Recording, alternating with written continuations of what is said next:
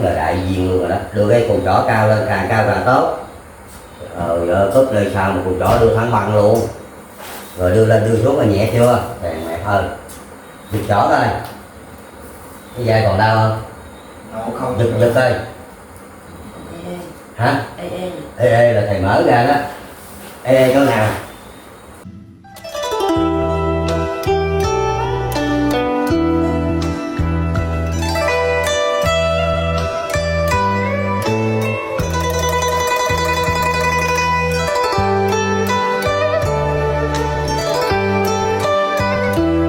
Ở trên này hả?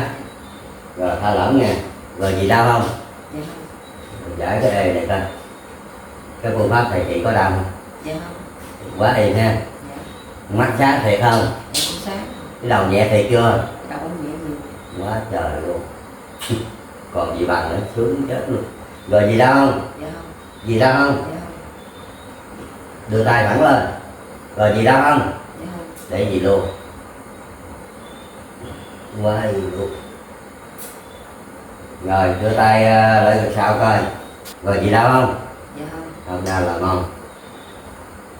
Hẳn là sao luôn chứ. Mở ra sao được không? Trời ơi luôn luôn.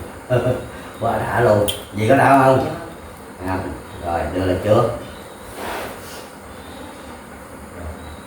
Lên xuống gì đau không? Dạ không. Mày bét ơi, nãy đau giờ hết đau nè. Đưa thẳng lên coi. Gì đau không? Trời ơi bền cô vui không? Dạ đi. Bắt tay với thầy coi. Thầy xét ơi. Cười lên. Trời ơi cười ở cách nhà. Vui ha. Rồi.